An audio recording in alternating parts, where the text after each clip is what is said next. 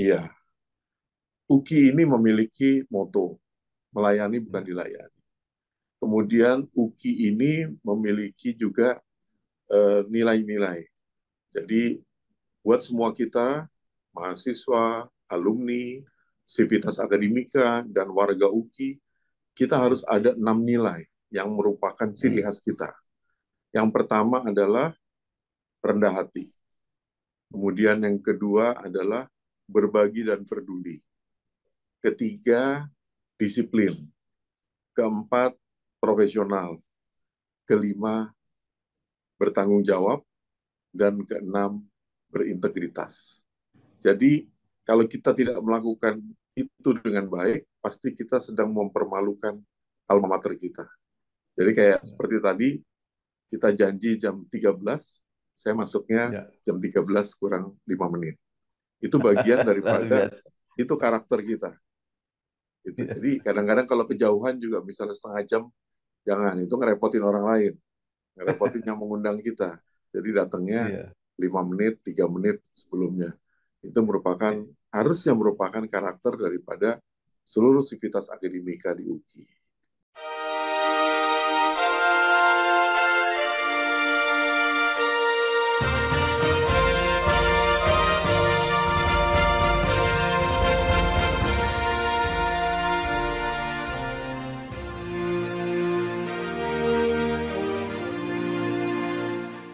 Di kanal Inspirasi untuk Bangsa, mudah-mudahan kanal ini selalu bisa memberi inspirasi, motivasi, dan edukasi.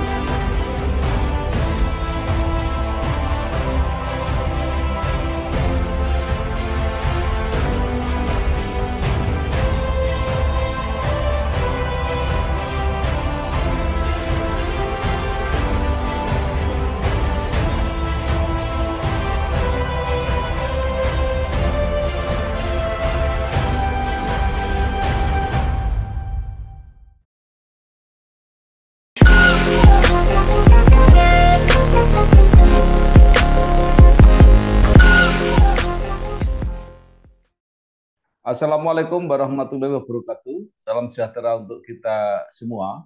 Bersama saya Bambang Sadono di kanal Inspirasi untuk Bangsa. Mudah-mudahan kanal ini selalu bisa memberi inspirasi, motivasi, dan edukasi. Kami sedang mempersiapkan beberapa video wawancara untuk ikut mendokumentasikan 100 perguruan tinggi di Indonesia yang mencapai akreditasi unggul. Menurut rencana, selain akan kita tayangkan secara digital, wawancara ini juga akan kami bukukan. Saat ini saya sudah bersama dengan Profesor Dr. Daniswara K. Haryono, SH, MH, MBA. Beliau adalah Rektor Universitas Kristen Indonesia UKI. Apa kabar, Prof? Kabar baik, Pak. Ya, Prof. Daniswara ini lahir di Jakarta 26 Oktober 1960, menyelesaikan S1 di Universitas Kristen Indonesia UKI, kemudian S2 dan S3 di Universitas Pajajaran Unpad. Pernah berkarir sebagai advokat, pengusaha, dan menjadi dosen. Awal bergabung dengan UKI sebagai dosen biasa, kemudian menjadi ketua Prodi Magister Hukum, menjadi wakil rektor, dan saat ini menjadi rektor sejak 2018. Nah, Prof, mungkin kalau ada yang terlewat dari perjalanan karir, mungkin ada hal yang berkesan atau menarik, mungkin bisa disampaikan di awal perkenalan ini. Silakan, Prof. Iya, Prof. Jadi yang disampaikan sih nyaris lengkap, Prof. Tapi mungkin Ya. ya saya latar belakangnya yang utama mungkin 40 tahun saya sudah menjadi pebisnis, Prof. Jadi Ya. 40 tahun, kemudian kalau jadi advokat 29 tahun, kemudian jadi akademisi 14 tahun, dan jadi arbiter 3 atau 4 tahun ini. Mungkin Ya. itu. Kemudian sebelumnya, sebelum sebagai rektor, saya jadi Kaprodi Magister Hukum, kemudian Ya. jadi Direktur Pasca Sarjana, Ya. kemudian jadi Wakil Rektor, kemudian jadi Rektor, dan sekarang sudah di periode kedua. Demikian, Pak. Ya. Welcome to Indonesia, a charming archipelago that astounds everyone. Come study with us at the top university in Indonesia, Universitas Negeri Semarang. There are 9 faculties and 74 study programs are ready and waiting for you. Let's study together, shaping the brightest future. We offer you scholarships to make studying with us convenient for you. Realizing your dream, achieving your goal. UNES, in. Baik, Prof. Daneswara mulai menjadi warga UKI sejak mahasiswa, jadi sudah lama sekali.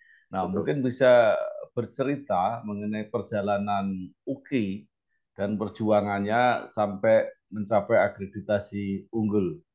Silakan, Prof. Ya, terima kasih. Jadi UKI ini sebetulnya universitas Kristen pertama tertua yang ada di Indonesia. Kalau di antara universitas swasta, UKI ini yang ketiga, lahir 71 tahun yang lalu, cukup sepuh, dan dalam perjalanannya tentunya ada up and down. Dan pada saat saya menjadi rektor 2018, tepatnya 14 Februari, itu memang secara akreditasi kita masih B dan B kurus sekali, 301. Dan bersyukur Tuhan sudah angkat kita di tanggal 28 Juni 2022, UKI dianugerahkan akreditasi unggul. Demikian, Prof. Kalau perjalanan pada saat saya masih kuliah, tentunya UKI ini memang memiliki karakter yang agak berbeda dengan universitas lain. Ya, jadi buat saya sangat menarik sekali. Saya dulu hobinya olahraga, Pak. Jadi nggak ada habisnya, olahraga terus kerjanya. Dan olahraga yang saya pilih adalah olahraga basket. Dan beberapa hari yang lalu, pada saat 17 Agustus, kita juga adakan kejuaraan basket antar alumni lintas angkatan. Dan yang luar biasanya, angkatan saya masih pada mau ikut, padahal kita yang paling muda mungkin 62 tahun. Gitu. Tapi masih mau main basket, walaupun bisa dipastikan pasti kalah. Karena lawan-lawannya angkatan 2000, 2007. Demikian, Pak. Baik, Bro. Menjadi rektor 2018, ketika UKI belum mendapat akreditasi unggul. Nah, mungkin bisa diceritakan apa saja yang dilakukan sehingga akhirnya akreditasi unggul itu tercapai.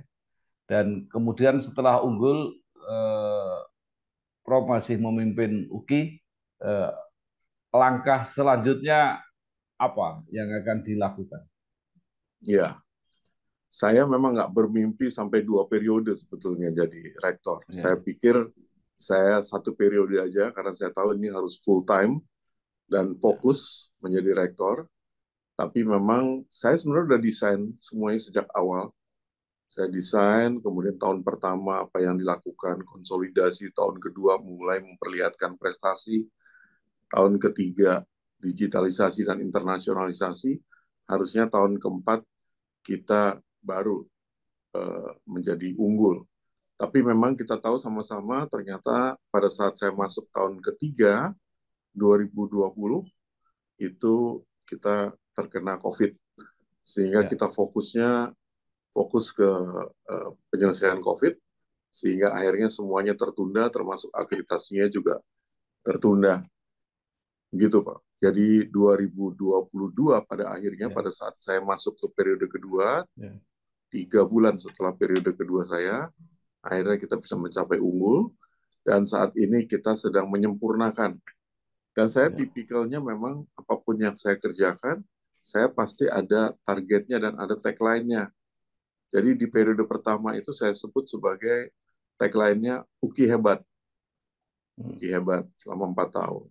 Kemudian pada masuk periode kedua 2022 sampai 2026 itu kita sebut sebagai UKI unggul. Dan ternyata unggul betulan. Sehingga pada saat beberapa kali pertemuan saya sebutkan bahwa di tahun 2026 pada saat saya mau menyerahkan kepada rektor baru, saya pasti akan titip pesan bahwa UKI harus menjadi UKI emas di tahun tersebut. Jadi kalau Indonesia 2045, UKI emasnya, kalau saya targetkan UKI emas harus diraih di tahun 2030.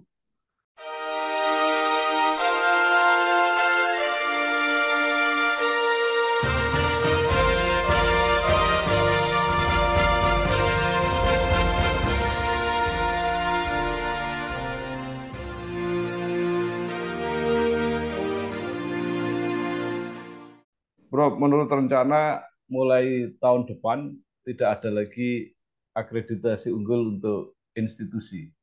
Nah, Ya, kemudian apa yang menjadi tolak ukur prestasi yang akan dicapai? ya. Tentunya pasti ada pertimbangannya mengapa.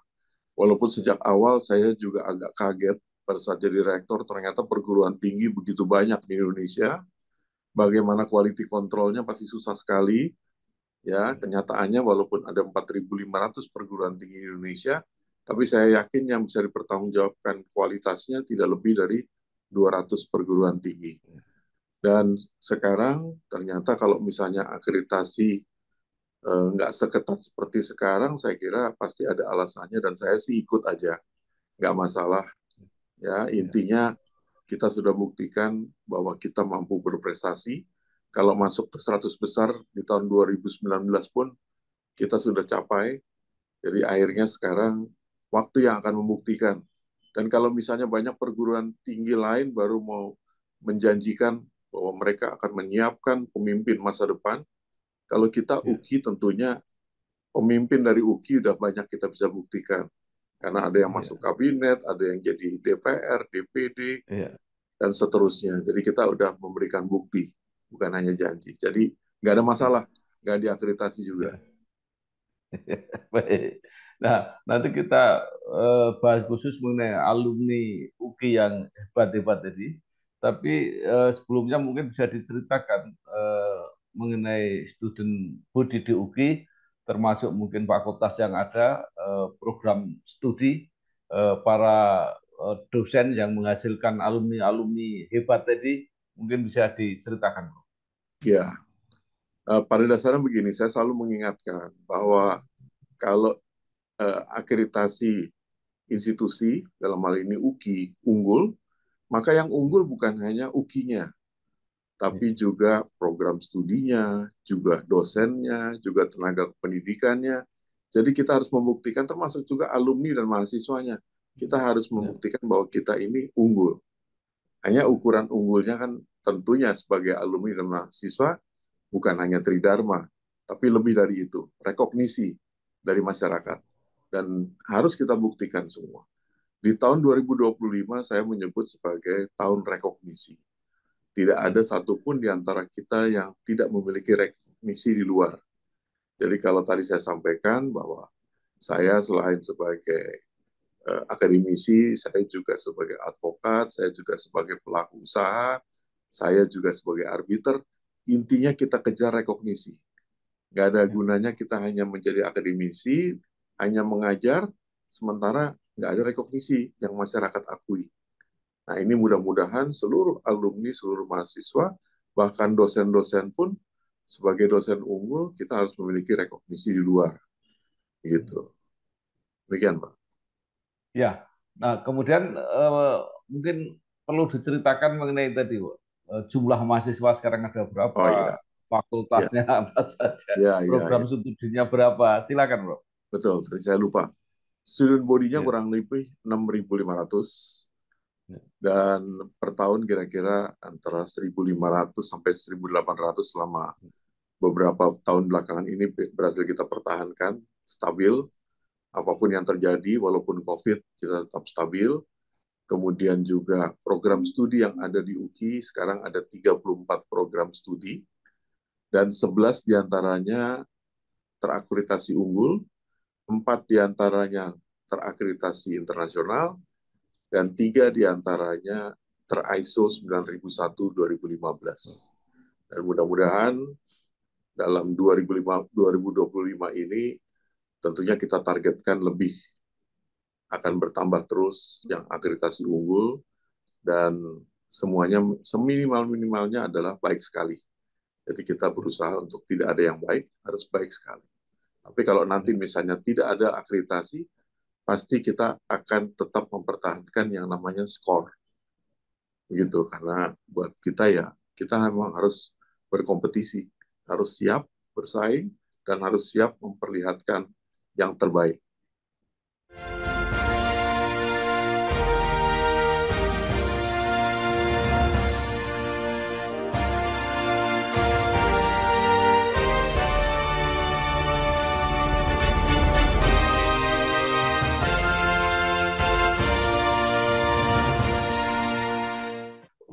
UGI perguruan tinggi swasta yang cukup apa cukup tua, cukup usianya cukup. Ya, Nah, ya, mungkin sejak awal sudah mempunyai program-program studi yang apa, Bro, menjadi idola atau menjadi favorit.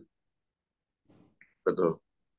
Jadi pada saat didirikan sih kita fakultasnya adalah Fakultas Sastra, Pendidikan, dan Ekonomi. Itu pada saat awal pendirian tahun 1953.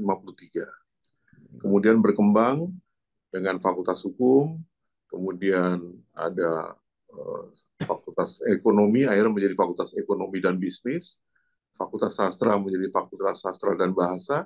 Ini semata-mata untuk mengikuti perkembangan zaman. Apalagi saat ini kita hidup dalam era disruption, sehingga akhirnya kita ada lagi Fakultas Vokasi. Fakultas Vokasi juga ada. Ini mengikuti perkembangan zaman dan mengikuti permintaan pasar tentunya. Dan di tahun ini kita berencana, kita sedang lagi mengajukan juga dan melakukan kajian untuk 3 program studi baru, yaitu Doktor Management, kemudian ada S1 dari Fakultas Teknik, Prodi IT, dan S1 juga dari Fakultas Ekonomi dan Bisnis, yaitu Prodi Bisnis Digital. Jadi memang kita berusaha untuk mengantisipasi semuanya sesuai dengan kebutuhan pasar dan keinginan masyarakat. Dan ada satu hal juga mungkin saya mau sampaikan di sini, bahwa di bulan September ini kita akan mulai mengadakan program studi dual degree di bidang manajemen dengan Coventry University di Inggris, di Coventry. Kemudian yang kedua, kita juga akan melaunching Artificial Intelligence Excellence. Jadi tentunya Center of Excellence. Demikian. Jadi kita antisipasi semuanya sesuai dengan kebutuhan dan sifatnya dinamis. Jadi nggak ada yang dari dulu seperti itu, kemudian ya paling kita rubah tergantung kebutuhan. Ya. Ya. Kalau tidak salah, UGI mempunyai fakultas kedokteran. Fakultas kedokteran, ya, sudah unggul juga. Ya. Unggul, ya. Fakultas kedokterannya unggul, kemudian profesi dokternya pun sudah unggul. Ya. Itu sangat diminati dan tentunya setelah unggul jumlahnya pun pasti agak lebih banyak. Ya. Baik, Bro. Mungkin kalau secara umum bisa diceritakan apa kekhasan atau penanda bahwa ini adalah alumni UGI. Iya. UGI ini memiliki moto, melayani bukan dilayani. Kemudian UGI ini memiliki juga nilai-nilai. Jadi buat semua kita, mahasiswa, alumni, sivitas akademika, dan warga UGI, kita harus ada 6 nilai yang merupakan ciri khas kita. Yang pertama adalah rendah hati. Kemudian yang kedua adalah berbagi dan peduli. Ketiga, disiplin. Keempat, profesional. Kelima, bertanggung jawab. Dan keenam, berintegritas. Jadi, kalau kita tidak melakukan itu dengan baik, pasti kita sedang mempermalukan alma mater kita. Jadi kayak seperti tadi, kita janji jam 13, saya masuknya jam 13 kurang 5 menit. Itu bagian daripada, itu karakter kita. Gitu. Jadi kadang-kadang kalau kejauhan juga, misalnya setengah jam, jangan, itu ngerepotin orang lain. Ngerepotin yang mengundang kita. Jadi datangnya 5 menit, 3 menit sebelumnya. Itu harusnya merupakan karakter daripada seluruh sivitas akademika di UKI.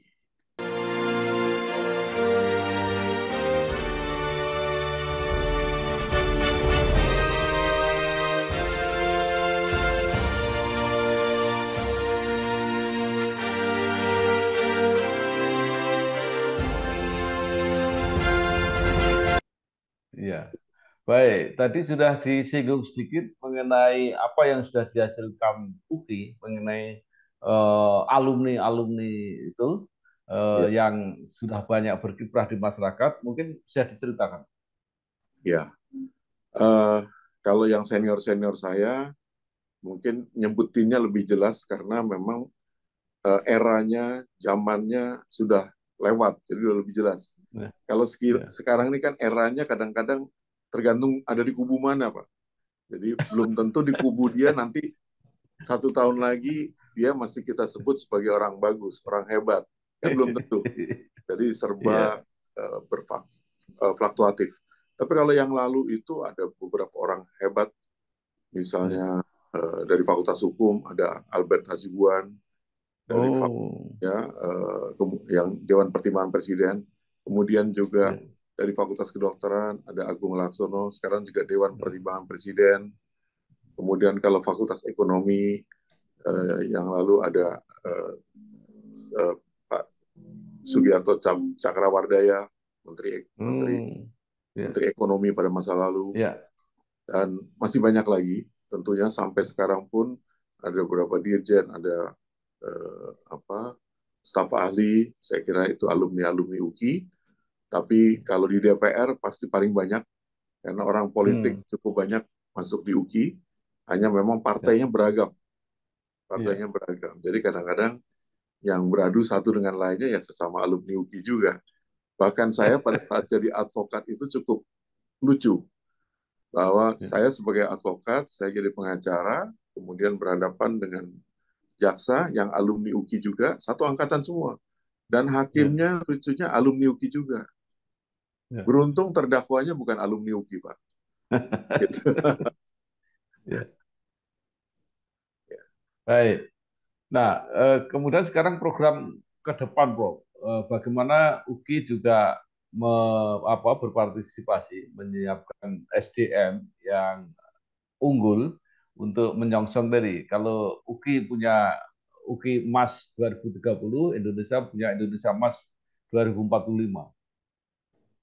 Ya, jadi kita selalu mendukung apa yang menjadi cita-cita kita bersama, termasuk juga Indonesia Emas 2045.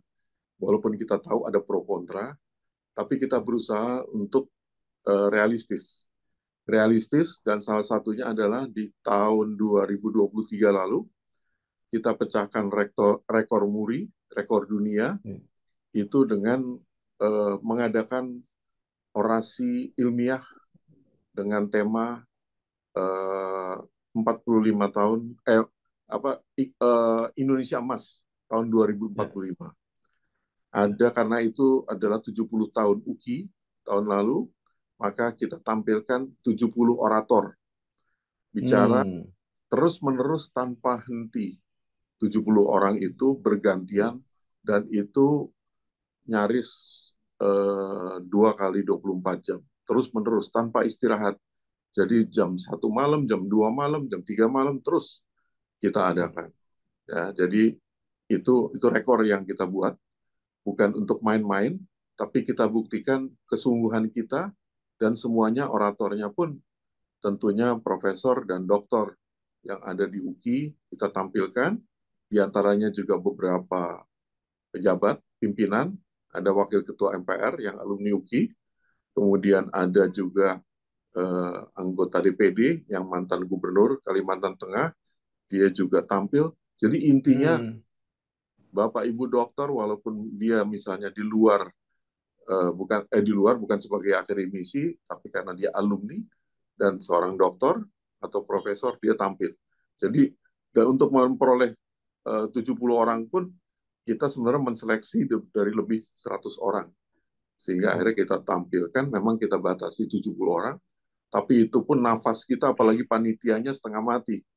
Karena dia Kalau 1 jam satu orang artinya sekitar 70 jam terus-menerus tanpa henti.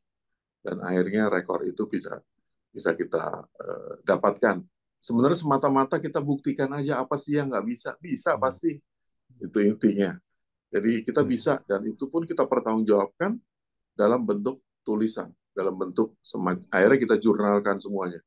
Artinya ada 70 jurnal karya, apapun bidangnya, tapi terkait dengan pencapaian Indonesia Emas di tahun 2045. Ya. Ya. Kalau tidak salah yang DPD dari Kalimantan Tengah itu Pak Teras Narang. Betul, betul. Ya. Kalau yang wakil ketua MPR siapa? Pak yang dari PDIP itu apa? Segini lupa. Oh ya, iya Iya. iya iya. Yang kemudian dokter. Iya. Ya. Iya. Saya sendiri lupa, itu teman saya juga. Iya, iya, iya. Pak Ahmad Ya. Basarah, Basarah. ya. Ya. Ahmad Iya Basarah. Pak Ahmad Basarah. Ya. Iya.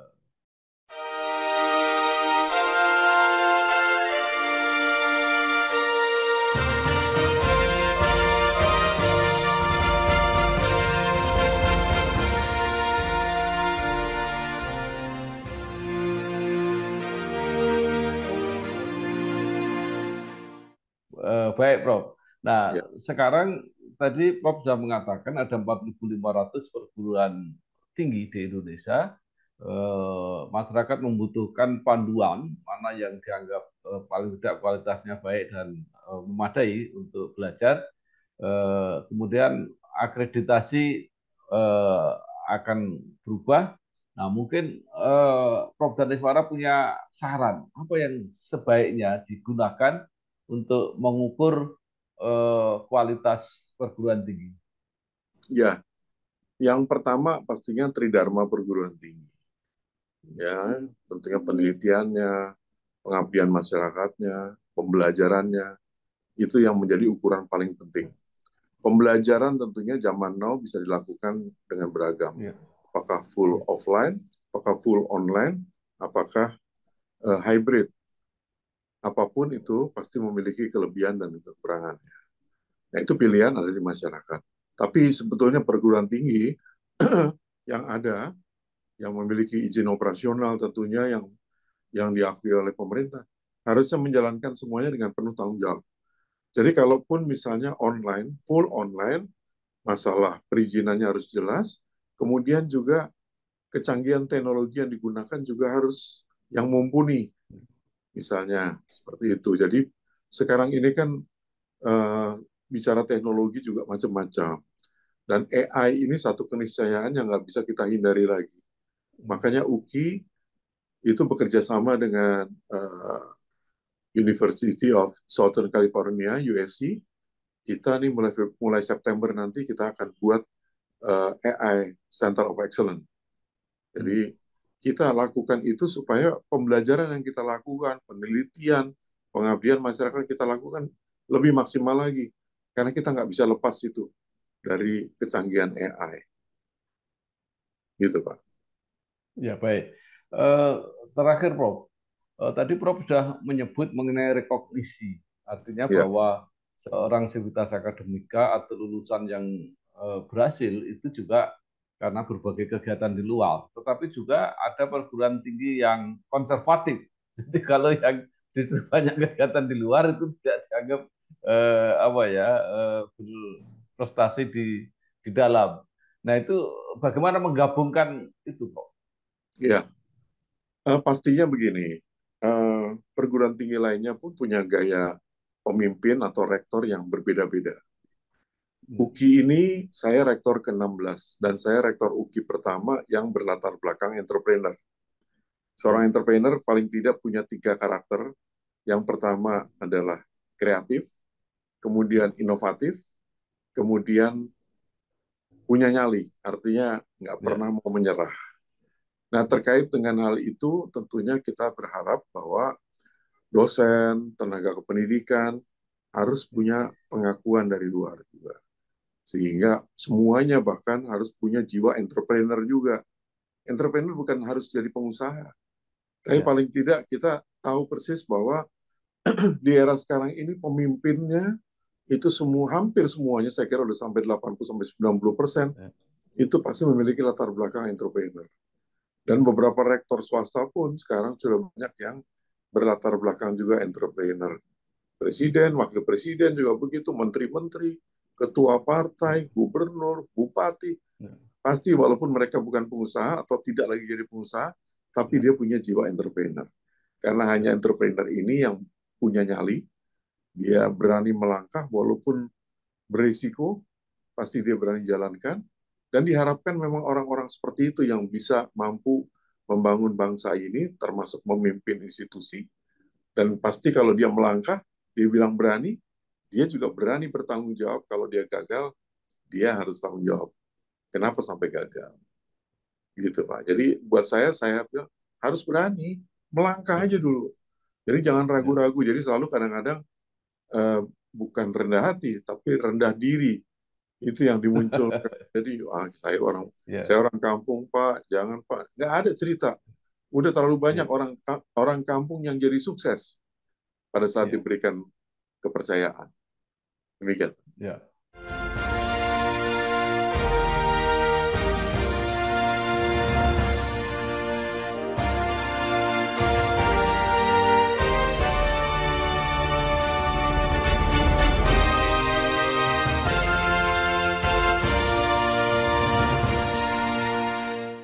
Baik, paling akhir, Prof. Daneswara ini paling tidak menurut saya adalah tergolong sukses, jadi artinya rektor yang sukses. Tapi sudah mempersiapkan diri untuk mundur. Apakah ada ketentuan hanya boleh menjabat 2 kali? Karena di beberapa perguruan tinggi ada yang lebih dari 2 kali tidak apa-apa. Iya. Aturannya pada saat saya masuk nggak ada aturannya. Tapi pada saat saya ada, kemudian statuta dirubah, maksimal 2 kali. Statuta yang bikin bukan saya, tapi teman-teman, tentunya ahli-ahli bidang pembuatan anggaran dasar, statuta, aturan, mereka bilang 2 kali, dan saya akan tertib aturan 2 kali, dan sebetulnya bahkan saya hanya punya keinginan dan kesediaan untuk 1 periode jadi rektor. Tapi karena ada COVID, artinya 2 tahun saya lebih fokus kepada pemulihan kesehatan, bagaimana kita bisa dapat vaksin, bisa dibagikan ke masyarakat, dan seterusnya, sehingga akhirnya saya bersedia untuk masuk periode kedua. Nah, kemudian kalau sampai diminta periode 3, buat saya nggak mau. Saya terus terang dalam memimpin ini punya aturan yang saya siapkan sendiri, termasuk seperti itu, nggak boleh terlalu lama di satu tempat. Kemudian hal yang kedua juga, ya, buat saya terlalu lama itu artinya membosankan. Jadi satu rutinitas, nggak ada tantangan lagi, dan akhirnya terlalu orang bukan lagi sungkan sama saya, tapi takut sama saya karena saya kelamaan, dan itu saya nggak mau. Terus kemudian juga tentunya regenerasi memang harus disiapkan, tapi saya juga pantang kalau misalnya itu berasal dari misalnya keluarga saya, jadi pengganti saya nggak mau. Contoh saya, ada mantu saya, dia ngajar, tapi saya bilang, dan kesemuanya juga bilang, selama saya masih jadi rektor UKI, tidak ada orang yang punya hubungan keluarga yang boleh jadi pejabat struktural. Karena itu akan membuat saya tidak objektif lagi dalam menentukan pendapat, dan juga dalam diskusi-diskusi pasti otomatis lah. Kalau dengan anak, dengan cucu, dengan mantu, pasti saya subjektif sekali kalau melihat mereka. Demikian, Pak. Oke. Baik, terima kasih sekali Profesor Dr. Daneswara Kaharyono SH, MH, MPI, Rektor Universitas Kristen Indonesia, UKI. Banyak sekali yang sudah disampaikan, mudah-mudahan ini menambah wawasan dan semakin memahami pengelolaan UKI yang hebat, unggul, dan ingin menjadi UKI emas. Terima kasih, Prof. Sukses terus. Terima kasih. Wassalamualaikum warahmatullahi wabarakatuh. Merdeka. Terima kasih.